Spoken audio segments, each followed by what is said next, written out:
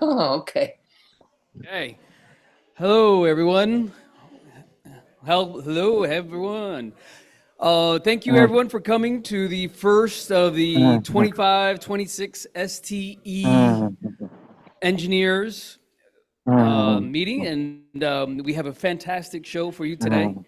Um, One of the things I do want to mention and bring up is I do want to show some appreciation for the new board of directors that we have here. So we have, yep.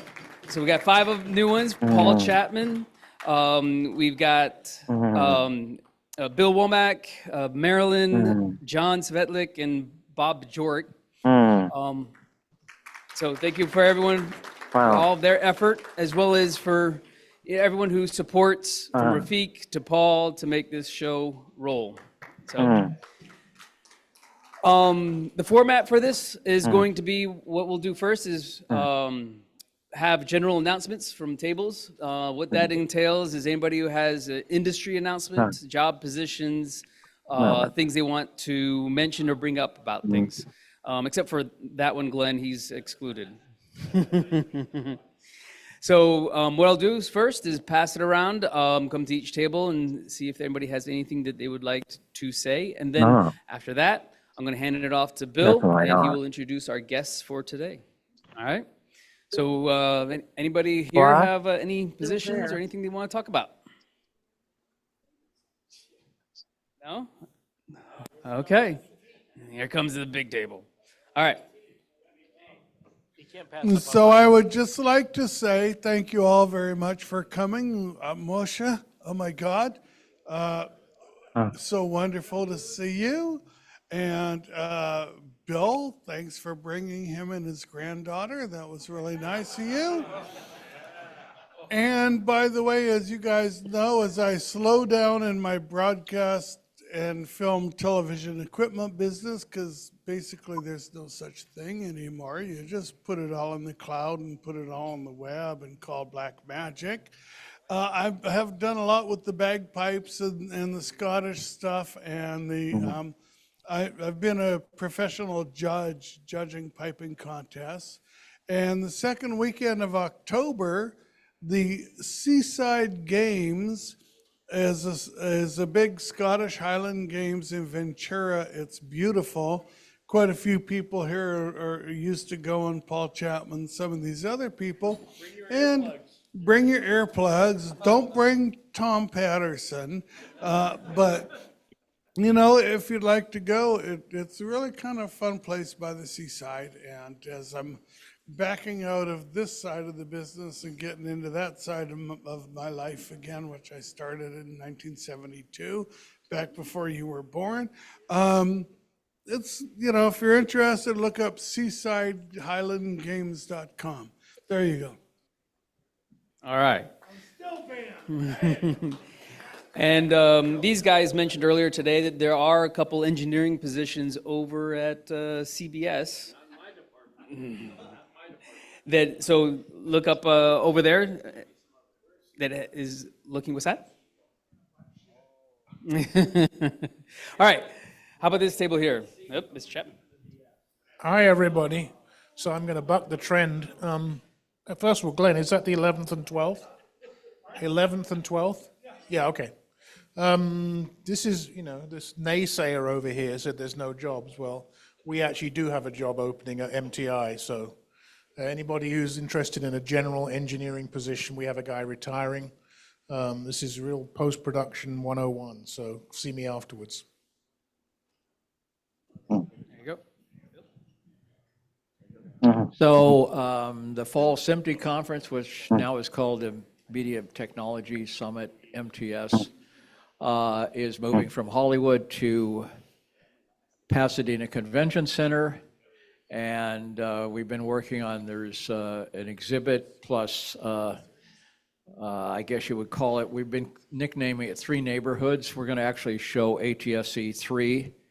And starting from a camera through the whole post-production pipeline out to closed circuit ATSC3 on a number of displays. So there will be free tickets. Yes, free.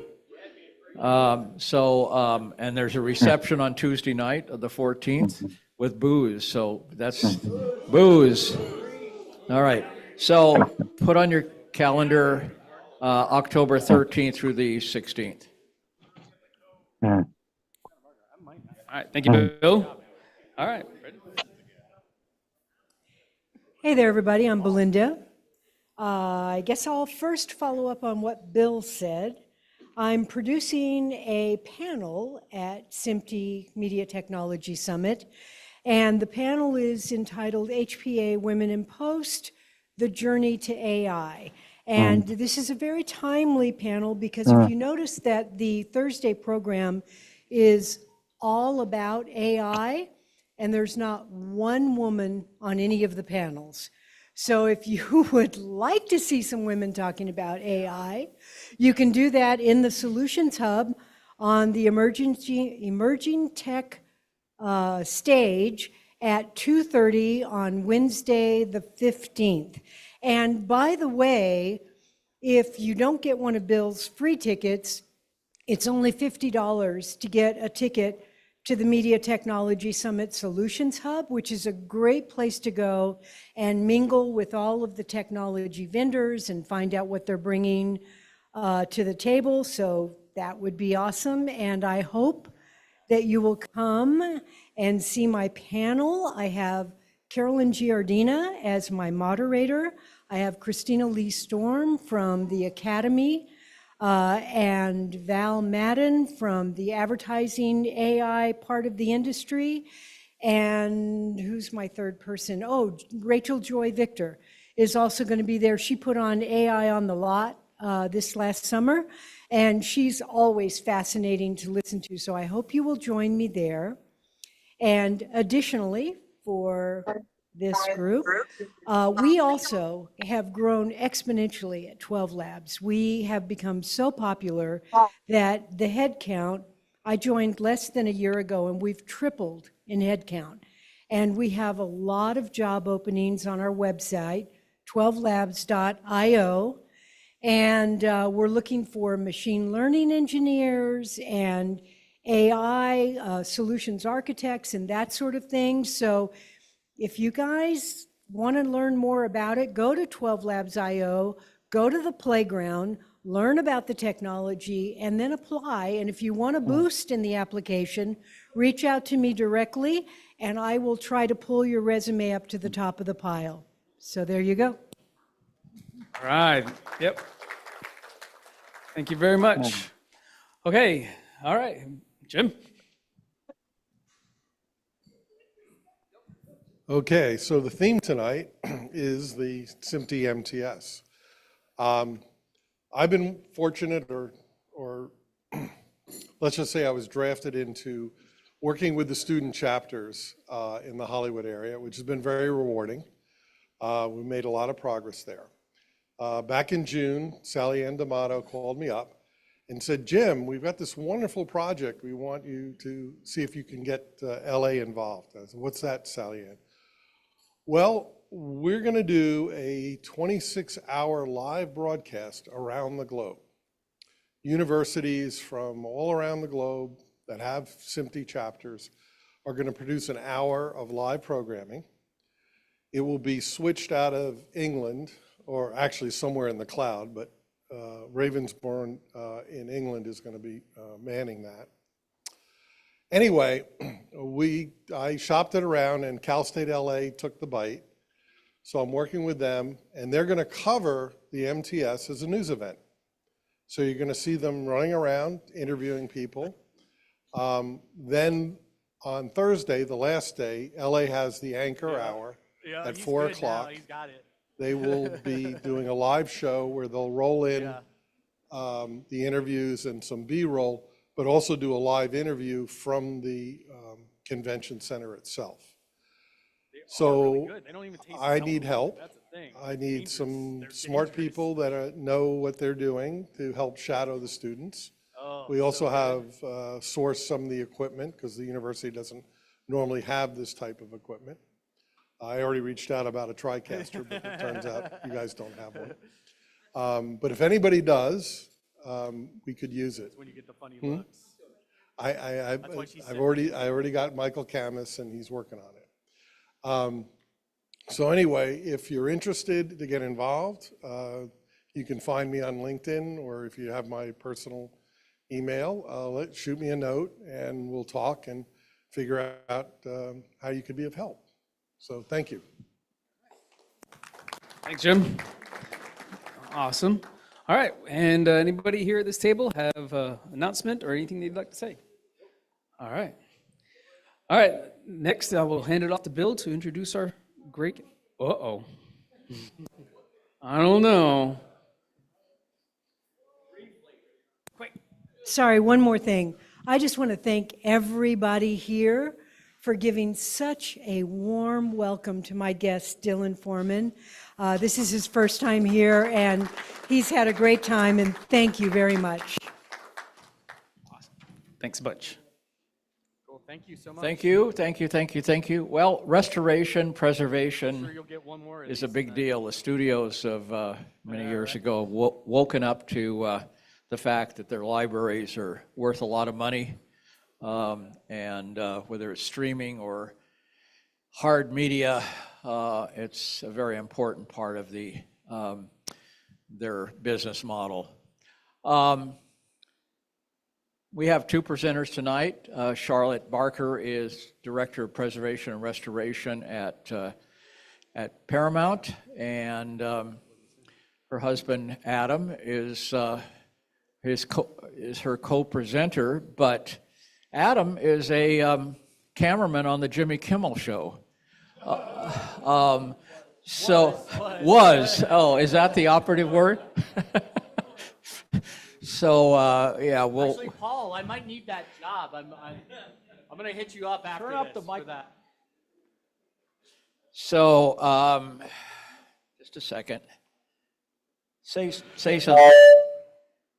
Don't stand in front of the speaker, Adam, because we'll move out from that corner. So. Check. I'm good now. All right. Charlotte, why don't you take it away? I'll give you the microphone and tell us what you've been doing.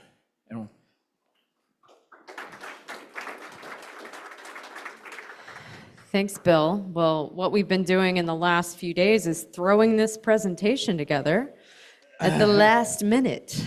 So we hope it's good. So we've geared this presentation towards everybody, so forgive us if we over-explain a technical term. It's actually a presentation that I've given before. So again, if we over-explain something, it's not because we didn't think you didn't know it. It's just, it was geared towards everybody. So yeah, I'm Charlotte, And I'm Adam. and together we are Perf Damage. Perf Damage. We have a little show on YouTube where we talk about film restoration and all kinds of other things. We actually talked about the restoration of Sunset Boulevard, which we covered in our latest episode. So we'll talk about it a lot more in detail here. Actually, some different details. All right. So we'll start with the restoration. And I'll begin by addressing probably the elephant in the room. When you heard that we were restoring Sunset Boulevard again, if you did hear that, you probably wondered Why? Yeah, why? Pretty much why. Yeah. And I understand if you thought that, because the last restoration that we did looks really wonderful. Some of you may even have worked on that last restoration.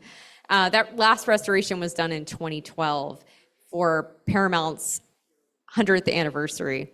And it was a remarkable achievement. My predecessors did an exceptional job. And so when we began preparing for the 75th anniversary, we had to ask ourselves an honest question. How do you build on something that already looks good? And this is really the challenge of restoring classics today. Technology evolves, and so do our tools.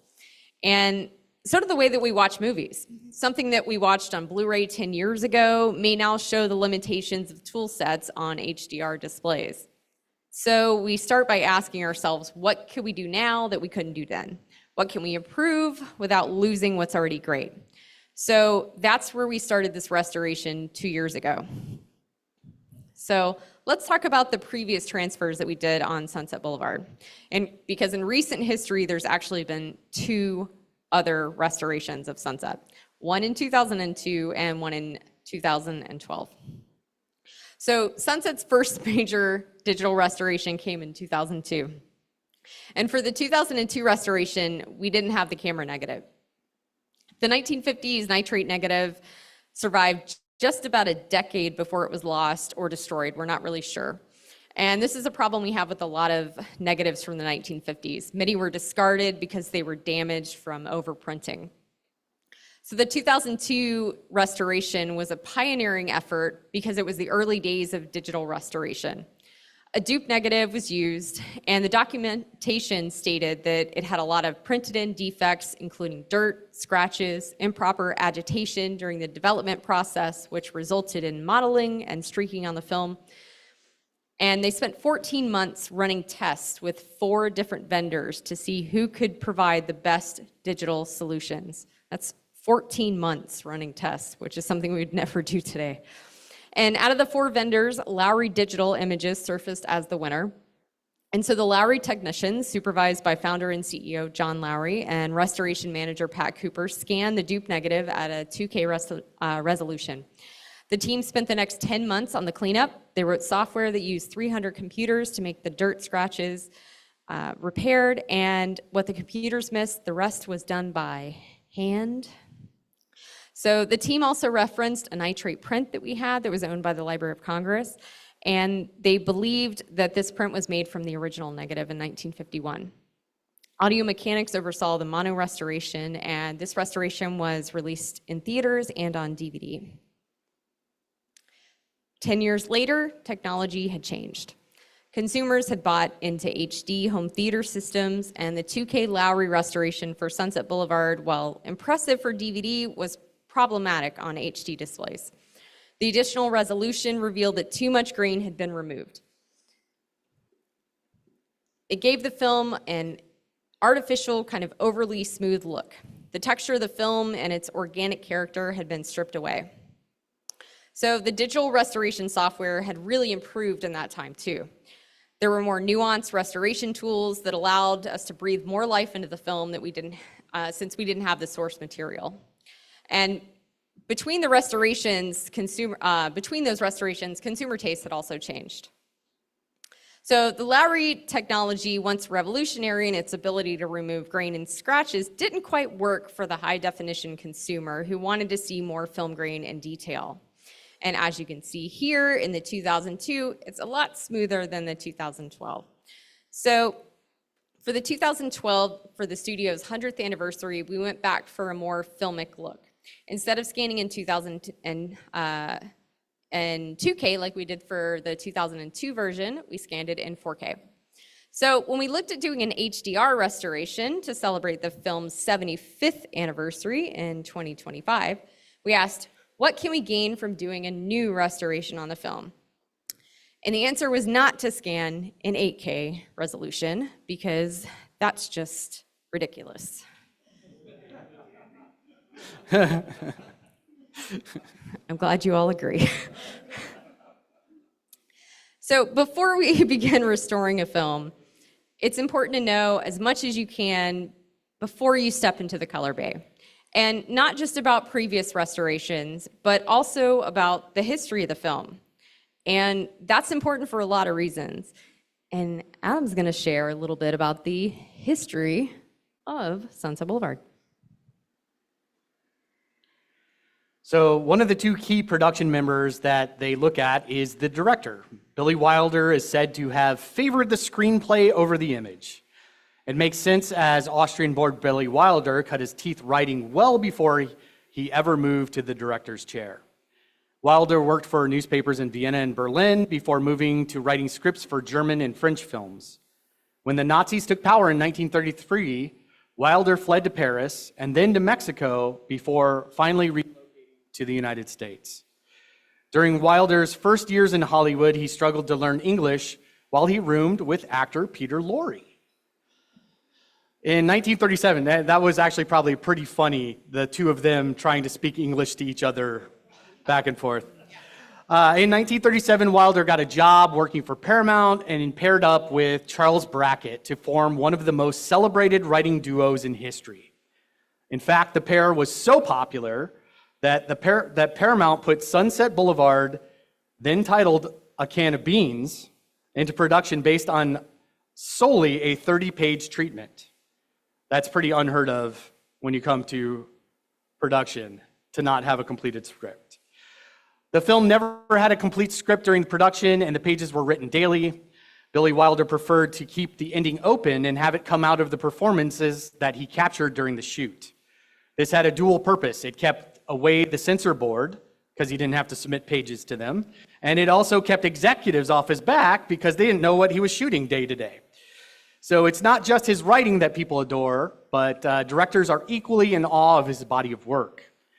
Director Nicholas Meyer said that it's interesting that Billy Wilder made the greatest movie in every genre. He made the greatest movie that had no genre. So you have the greatest POW escape film, Stalag 17, the greatest comedy, Some Like It Hot, the greatest film noir, Double Indemnity. But when it comes to Sunset Boulevard, it was a rough thing. They were feeling their way towards greatness, and part of what involved that was that they had no models. There was no genre that they could base the film on. Frequent Wilder collaborator John F. Seitz was hired to be the cinematographer on the film, and the pair had worked together on 3 other films beforehand: The Lost Weekend, Double Indemnity, and 5 Graves to Cairo. Of all the cinematographers Billy Wilder worked with over his big career, he found Seitz to be the most realistic. And that was a quality for him that was supreme. Billy said he was ready for anything. He went to the limits of what could be done. Seitz's lighting credo at the time, of course, mirrored this. Seitz said, "Lighting must be real and at the same time styled, without any appearance of artificiality. In other words, I light for reality, with all light seeming to come from natural sources. At the same time, I try, through light quality, direction, level, and quantity, to produce a definite and consistent mood." The 1943 film 5 Graves to Cairo was Wilder's first of 4 collaborations with Seitz. Wilder praised Seitz's willingness to experiment and fail.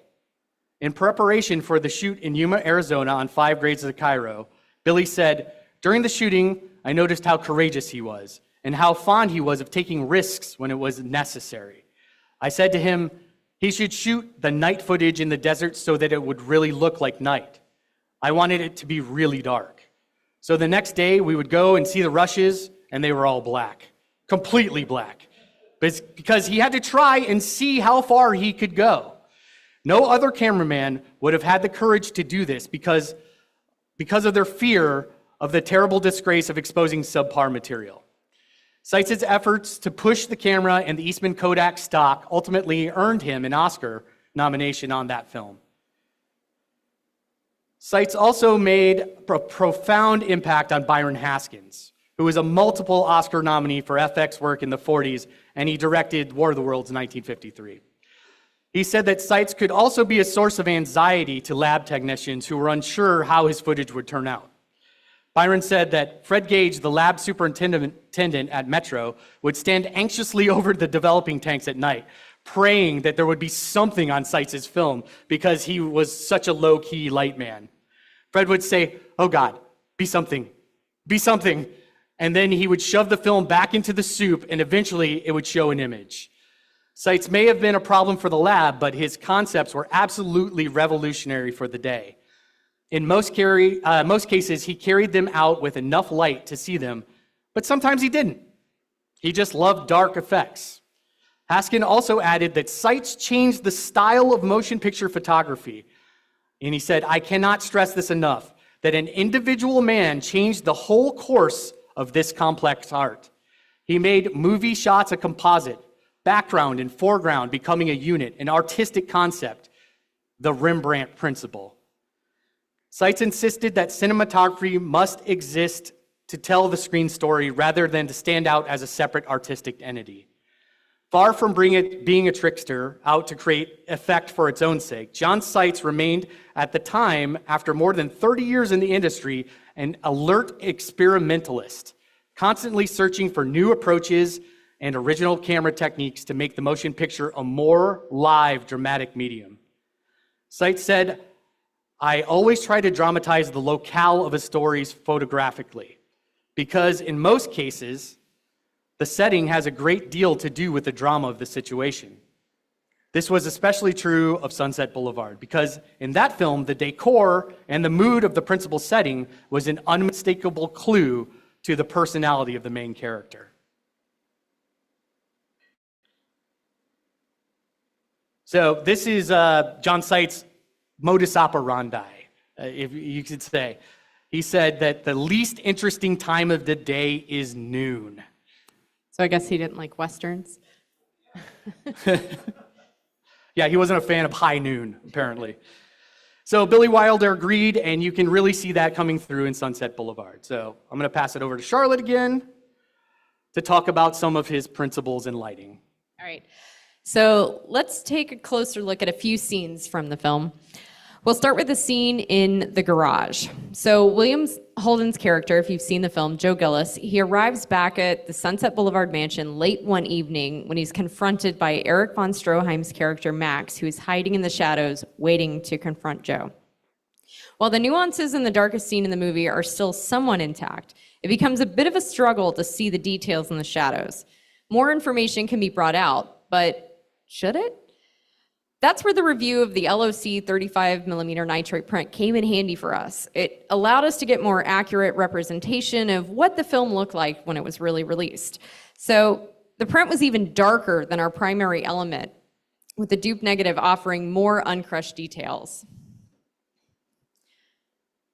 Another thing Seitz and his crew were able to capture was realistic night exteriors and street scenes. They were actually able to shoot night for night. And if you ever have to color correct stuff, you know all about day for night. So night for night was a blessing. So they were able to replicate a nighttime look without the use of filters. They actually shot at night in this film. Another technique that they used was low-key lighting. Like in this scene, the table lamp was one of the key lights for the shot. The restrained lighting in the sequence leads the audience to focus its attention sharply upon the action and the dialogue of the players. It leaves the surrounding up to your imagination. Notice the deep focus of the shot here. And deep focus is also sometimes used in expressive ways in Sunset Boulevard. For example, in this shot, von Stroheim's character Max plays the pipe organ, with his white-gloved hands looming in the foreground. Joe Gillis, furious at having his belongings moved to the mansion without his knowledge, rushes up from behind. The perspective is such that Max's hands hover briefly over Joe's head, making the butler look like the puppet master controlling Gillis. To achieve this kind of extreme depth of field, the crew had to use greatly intensified light level to latensify the light in order to stop down the lens aperture sufficiently.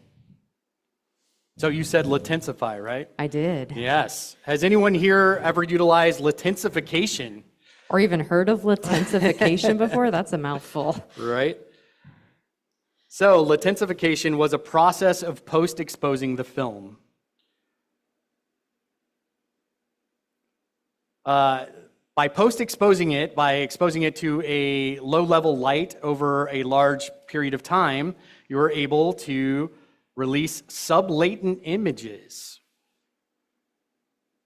This takes a while because it's exposed over time. Just like the Yep. latensification process. So think of a fingerprint at a crime scene. The latent fingerprints may not be visible to the human eye until dust is applied to show it's there. And that's how latensification works with images on a negative. Special treatment given to the negative after exposure or just prior to development, you can do it either way, has the effect of stepping up the film's emulsion speed. This process was reportedly used for about 15% of the film and added perhaps 2 stops to the film speed. To say that John Seitz and Billy Wilder were daring is an understatement. They were basically betting on details to develop that couldn't be seen with the naked eye. So to put it another way,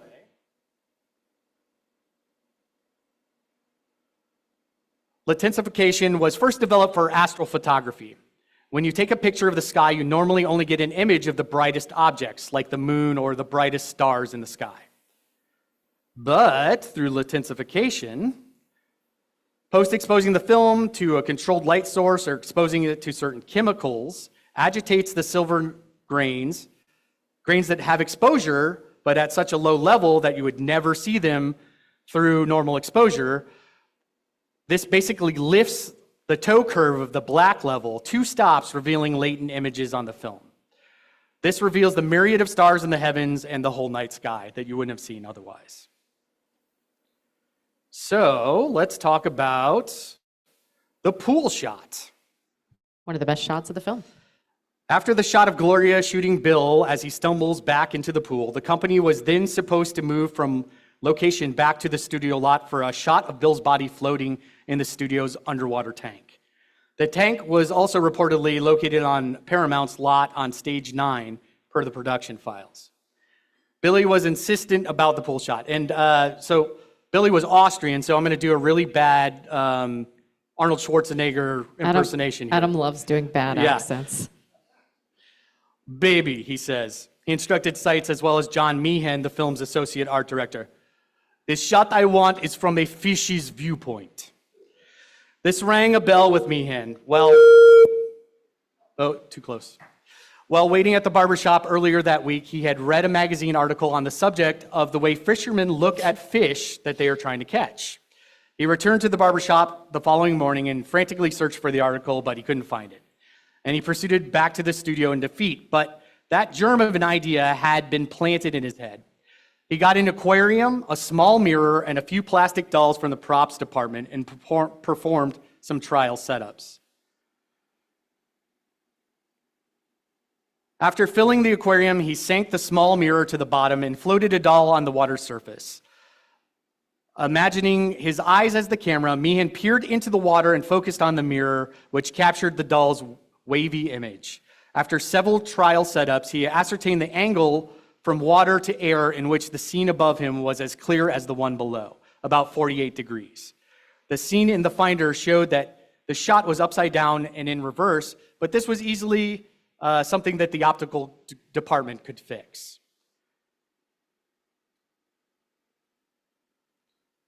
So Meehan then set up the actual shot on June 23rd per production files. At the bottom of a water tank on Soundstage 9, he placed an 8-by-6-foot dance rehearsal mirror. After sinking the mirror to the bottom of the tank, he backed the police and the news photographers with a muslin canopy, which, when photographed in black and white, would mimic the dawn sky. Meehan noted that the water must, as usual, be well filtered for clarity and kept at a low temperature of about 40 degrees, because at higher temperatures, the natural gases that build up in the water cut down on the light transmission. That done, cinematographer John Seitz was able to light the scene effectively in a short time, and then they tested it with a rubber duck. And it worked. There it is. There's the rubber duck. The only trouble they had was William Holden having to keep his mouth and eyes open, face down in the water for 10 seconds. And the water was cold, but Bill was a great athlete, and he did better than that rubber duck ever thought of doing.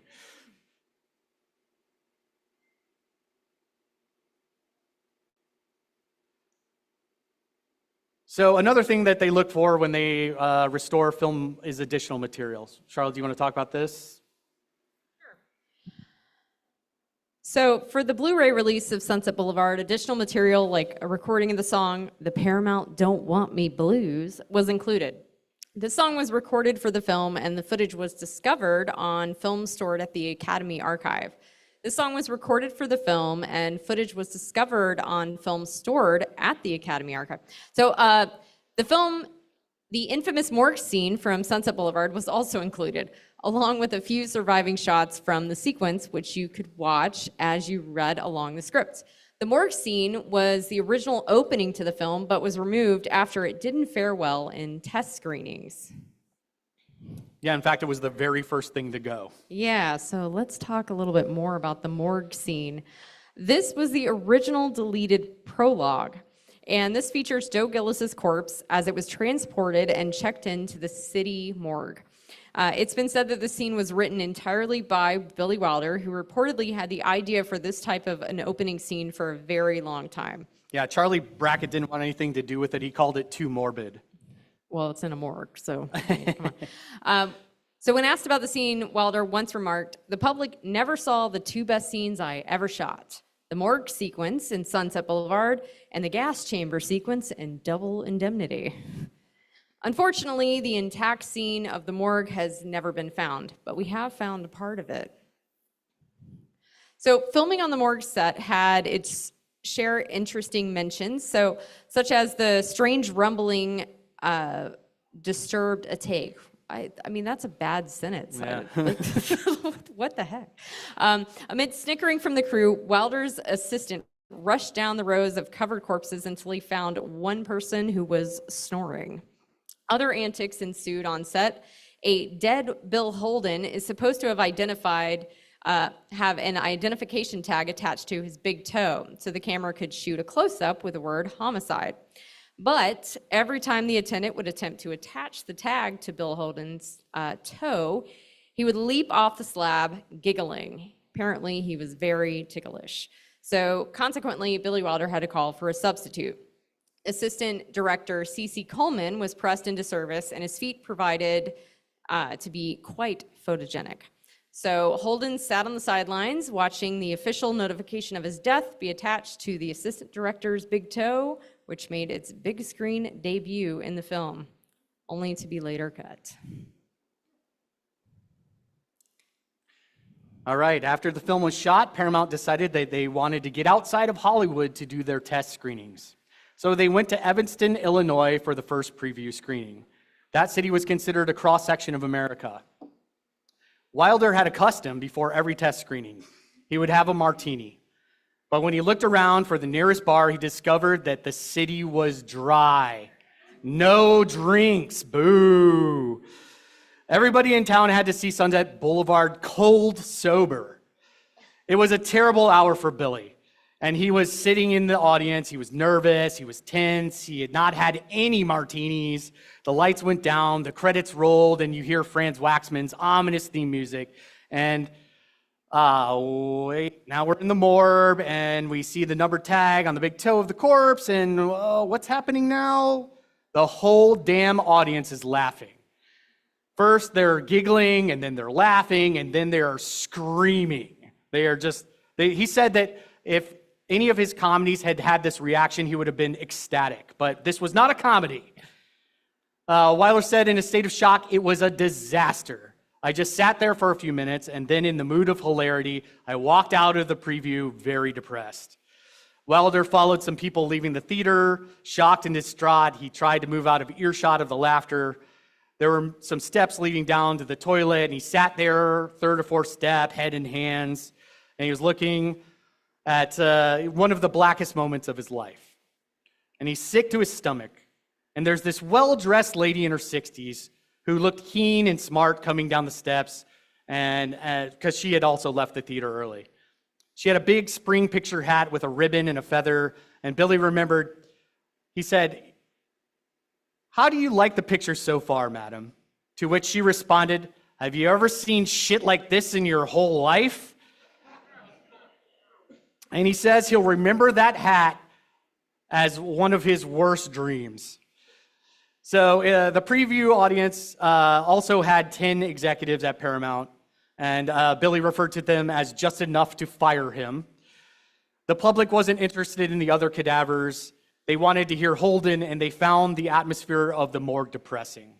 The audience did not know whether the movie they were going to see was a comedy or a drama, and they found the morgue scene absolutely ludicrous. So it was the very first thing to go. Eventually, they ran preview screenings in Los Angeles because Hollywood loves movies about Hollywood. Most people gave glowing reviews, but not everyone in Hollywood was so keen on the film. One reviewer wrote on a preview card, "That was no good, is no good, never will be any good." This card came from Gloria Swanson's personal collection at the University of Texas. There's the actual card. On the way out of the screening, Louis B. Mayer yelled at Wilder, "You befouled your own nest. You should be kicked out of this country, tarred and feathered, you goddamn foreigner son of a bitch." Well, Louis B. Mayer apparently forgot that he too was a foreigner son of a bitch, and he was born in Minsk, Russia. So Wilder simply replied, "Go fuck yourself," and he flipped him off and walked away. Gloria considered this film one of the best of her career, but she almost didn't take the role. If you notice on the preview card, John Lund's name is listed as starring in the picture. John Lund was not in the film, but acted in the screen test that Gloria made for the role. That almost cost her this role. When Wilder initially approached her with the part, Swanson was very interested in it, as the pay would be substantially higher than her work in New York on the stage at that time. But when the studio requested that she submit a screen test, Swanson was appalled. The casting director was tasked with calling Swanson to arrange the test, and he got an earful.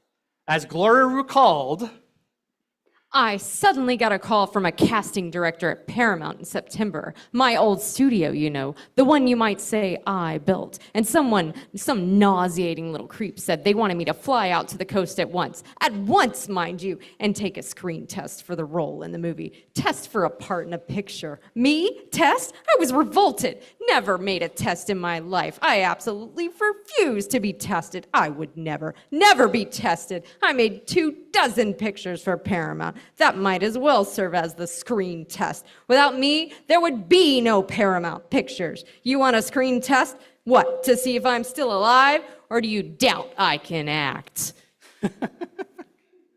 yes. As a result of this confrontation, Swanson turned to George Cukor looking for advice on how to proceed. Cukor told her this would be her definitive role, the one that she would be remembered for, and that if they ask you to do 10 screen tests, do 10 screen tests, or I will personally shoot you.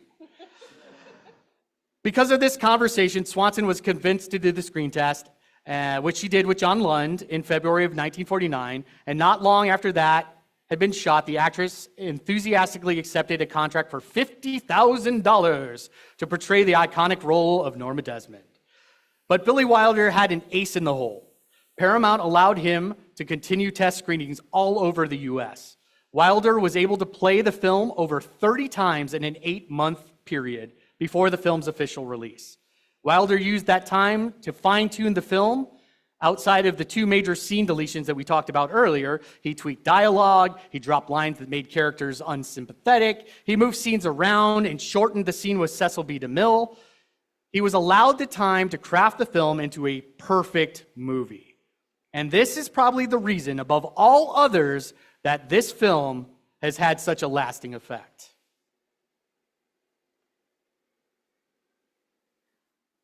All right. So after you've done all that research, you're ready to step into the color bay and start your new restoration of the film. So we began our new restoration by re-examining every element that we had, which sadly were the same elements that they had in 2012. We had not discovered anything new. So we relied on the best surviving material, which was the 3rd generation 35mm dupe negative. But we also evaluated the 1951 35mm print as a potential source because this was struck directly from the negative, making it a 2nd generation element. However, after scanning the print and doing a pixel-to-pixel comparison and zooming in, we confirmed that the dupe negative was still our best possible source for the picture. It had better clarity and definition. We also had a 4th generation 35mm fine grain, which could be used for inserts if needed. So one thing we found when we were looking at the 35mm dupe negative, or rather something that we didn't find, was 14 missing frames. In previous restorations, these missing frames had either been left in or they appeared as jump cuts, or the entire scene had been replaced with a lower generation element. So in case you're wondering what a missing frame looks like, which I'm sure all of you know what that looks like, I brought a video to show, which I showed to some influencers that came to a screening on the Paramount lot not so long ago. So this is a couple examples of some of the missing frames that we replaced in the film. This is the Schwab's pharmacy scene, and this is a gratuitously long thing of showing you what missing frames look like, showing the cuts at the bottom and the top of the screen just to make sure they really saw it. Bottom and the top and the bottom and the top. I really had to drill it in so they could see it. But it was a little game we played. So I was saying, can you see the missing frame? And then can you, boop, see it? And can you, boop, see it? And it's easy when you can see the full frame. But here's another one that we had. Can you see it? And you know, just because there's a splice doesn't mean there's a missing frame, but you know, it's a good indication that there was. So for these, this one's the most obvious, I think. yeah, and this one was actually left in the 2012 restoration. So if you go back, that one's still in there. So here I made it a little tricky for him. So I took away the splice so you can't see it. So I said, could you see it? I gave him another chance. Could you see it? Did you see it? And then I had to prove it to him that there actually is one there. Boop. There it was. And that's when I told him if they could see it, to seek a job in QC. So, all right. So, the film's surviving mono audio elements all contained a high noise floor, which translates into a loud hum. And earlier audio restorations for the film had solved this by rolling off the high and low frequencies, resulting in a reduced hum, which made the track more pleasing to listen to, but a slight expense of the performances. Now, when listening to the raw tracks before any adjustments had been done, it was clear that Gloria Swanson's performance in particular suffered the worst. Those delicate inflections in her voice, the drama of her delivery were slightly compromised. And we felt that our options for adjusting the audio were limited. We really didn't want to compromise her performance. And we were really deciding that we were going to have to stay with the higher noise floor because we didn't want to lose her performance. And we were starting to feel like that was our best option after trying every tool that was out there with everything that we could find, until we saw the acclaimed Peter Jackson documentary, The Beatles Get Back. And I know what you're thinking, what did the Beatles have to do with Sunset Boulevard? Well, there was a behind-the-scenes documentary that showed off the stunning audio tools that Park Road Post and Wingnut Films in New Zealand had built. And this was an AI-assisted tool called Mal that had successfully separated the dialogue and the music from these old mono recordings. And these were what were used to make this documentary. So splitting tracks like this were long considered impossible, but this was sort of exactly the solution that we thought could work for Sunset Boulevard. Because if we could separate the dialogue, music, and effects, we might be able to get a better control of the noise floor without compromising the performance. So we reached out to Park Road. We said, hey, we're working on Sunset Boulevard. What do you think? And they were eager to join the project. So we sent them our mono track, and they returned test clips demonstrating what their tool could do, and it was incredible. Their separation was so precise, it almost felt like magic, but there was a small problem. What works for a documentary doesn't always work for a dramatic feature. Their first test gave us crystal clear split tracks, and it was an extraordinary technical feat, but it was too clean. The emotional nuance, especially in Swanson's performance, felt slightly diminished, and we just wanted some imperfections left in. But the team at Park Road completely understood this, and they worked closely with us to dial in the solution, adjusting their Mal tool until we found the perfect balance. And what they delivered to us by the end wasn't just technically impressive, it was emotionally faithful to the film. It preserved the warmth, the character, and everything that we were so committed to retaining. And they achieved something that we never dreamed was possible. And their work really exceeded our expectations and became one of the most exciting parts of this entire restoration. So they delivered to us our separated DME tracks, and we had those and we made our restored mono, but We also had this unique opportunity because with the DME, we decided we also could create a discrete 5.1 surround sound, which I was completely against at first because it's not something we would normally do for a film from 1950, especially for Sunset Boulevard. But I said, all right, I'll hear a test. So we sent the track to Deluxe Audio, and to my shock and amazement, it sounded great. The iconic voiceover narration naturally found a space in a surround field. The music swells filled the room in a subtle, immersive way, and it wasn't flashy, it was just tasteful enhancements, everything to serve the story.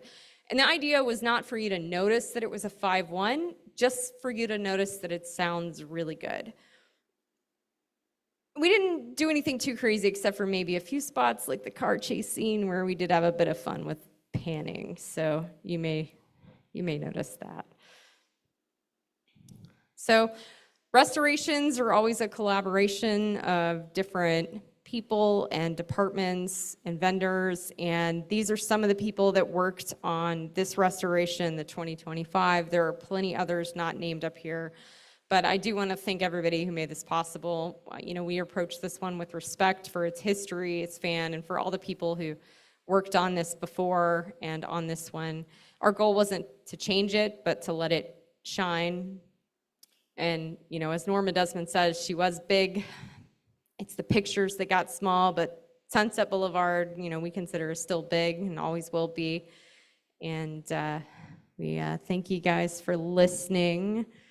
And I think that's all we got to say tonight, right? Yeah. Well, Yeah.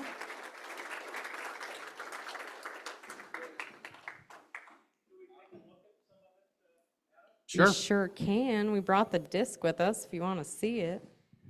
Any questions for folks? You can buy the disc.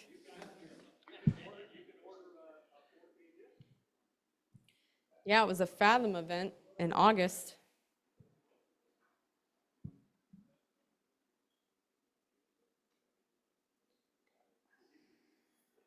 And if you go to Perf Damage on YouTube, you can see our recreation of the morgue scene. We have a whole recreation of that opening. Unless you want to see it Scene. now, we actually have it if you want to see it. Yeah, but it's like 5 minutes long.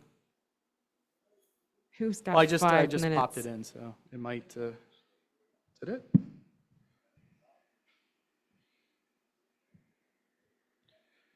Oh yeah, I turned it off. That's right.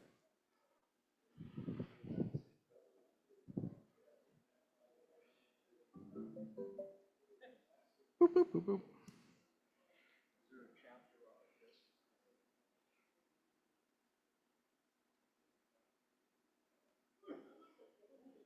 Okay, this is the Oppo one.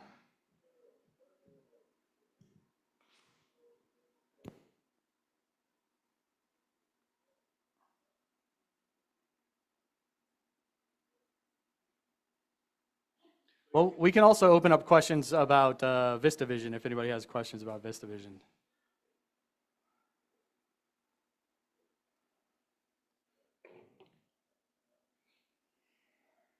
VistaVision is much in the news today because Paul Thomas Anderson shot a movie in VistaVision totally, and it opens in VistaVision for the first time in decades.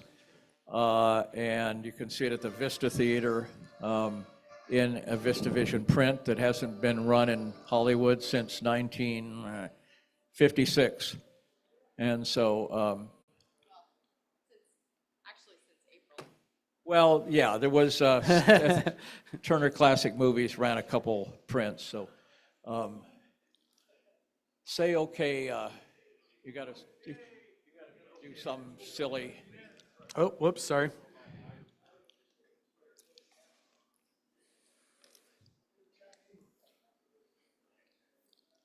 As many times as I've watched this, I didn't realize there was a third writer, D. Marshall Jr.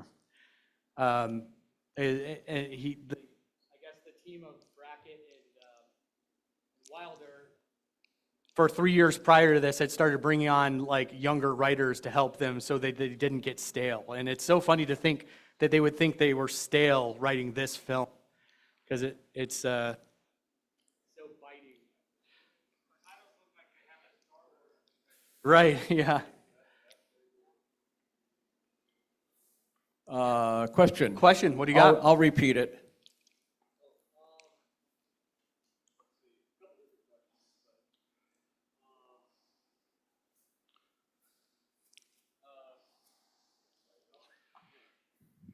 What is the difference in the challenges on a black and white as opposed to a color restoration in your experience?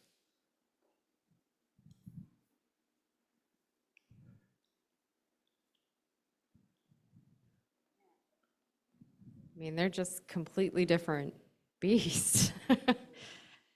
Yeah, I mean, black and white is still technically color. So, you know, I've never really thought of,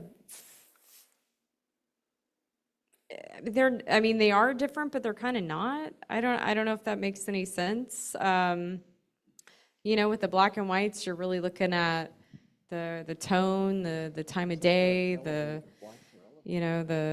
brightness, the darkness of things. Maybe it's easier, maybe it's not. I don't know.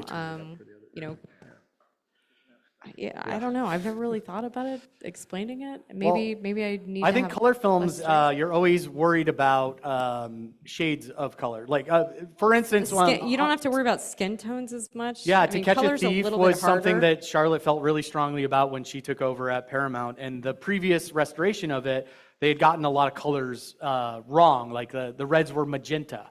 There was a lot of blue. Well, there's blues, and they were supposed to be green. Yeah, in HDR, you know, it automatically kind of leans blue, so you're always fighting against that. So when they did the scans, the 4K scans originally for that, they a lot of the reds ended up kind of like this kind of purpley color. Yeah. Well, I don't think HDR really brings a lot to black and white, to be honest. I don't think you really get a lot more like you do with color. That's just my opinion. So a comment, we set up the settings on the set for the earlier VistaVision title, and now we have elevated blacks, and that's the state of the art. You know how bright stuff is. I mean, this should be black, and you know the picture would look a lot better.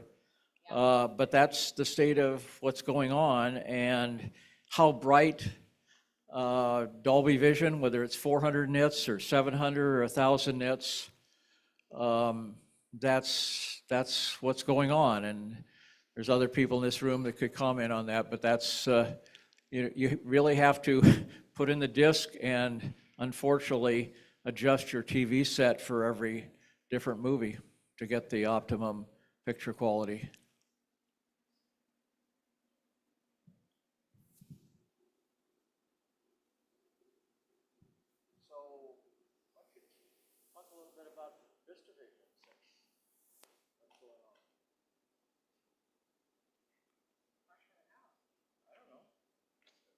On what I said about since 1956. Well, VistaVision is really exciting right now because a lot of the younger filmmakers are picking it up in order to make films that are destined for the PLF screens, the 70mm screens, the IMAX screens. They account for 15 to 20% of box office now, and so a lot of those films using VistaVision is a cheaper way to shoot it than shooting it in IMAX or in 70mm.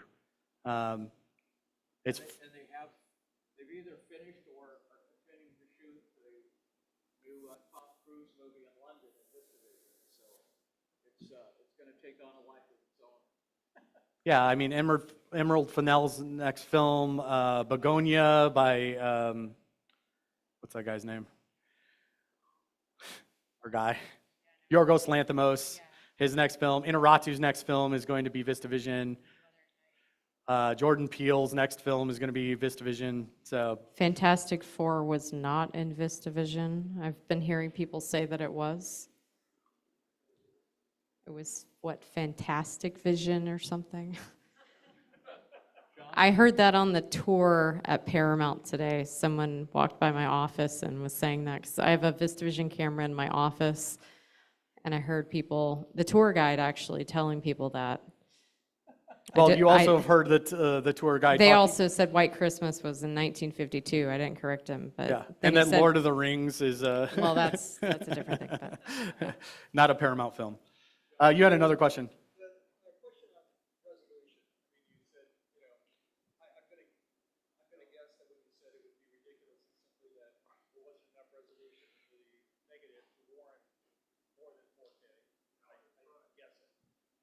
Well, it's not a negative, first of all. That was not a negative. Yeah.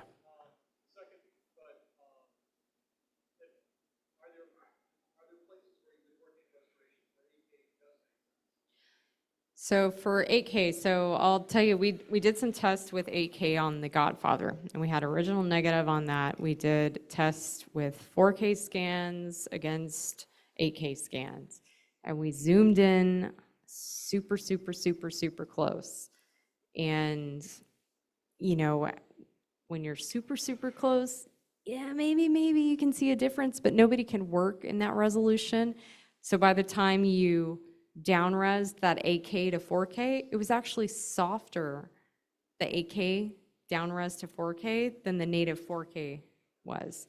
So we didn't see the benefit of actually scanning an 8K and down-resing to 4K. You know, and I mean, that's the same when you hear, to talk about VistaVision like I always do, when you hear people scanning VistaVision in 13.5K, they're not working in 13.5K. They're scanning it that way. It's ridiculous. And I call them out on that every time I see them over at Warner Brothers. And they're down-resing it and working in that. I was about to say, that dot was not in that. You know, and it's going to make it a little bit softer by the time you down-res it in that. I mean, so are there benefits? Maybe there are benefits, but in the tests that we did, I didn't see them. So all of the VistaVision stuff you guys do, you scan in 6K. Yeah, right? our VistaVision's all in 6K.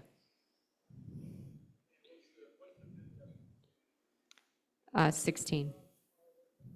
For color, it's 16. A lot of the black and whites will do at 10 bit. Sometimes that's 16 bit. But, you know, there's some debate over whether you need to scan black and white at 16 bit or not, whether you're actually getting anything. I've heard people debate both ways.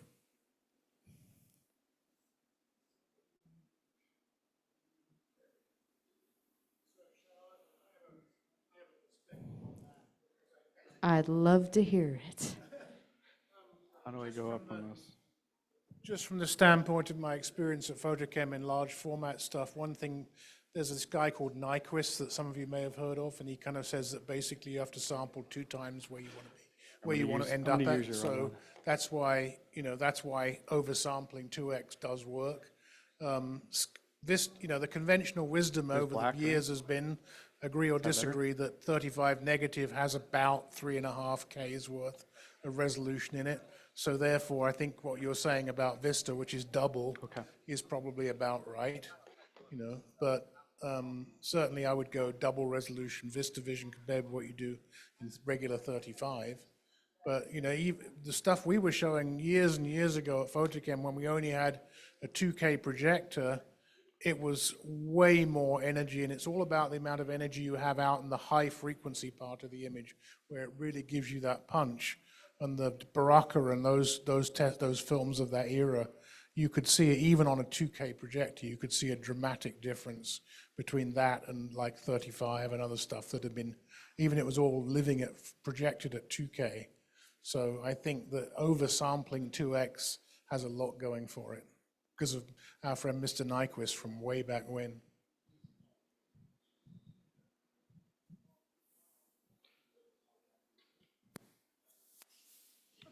Mosh?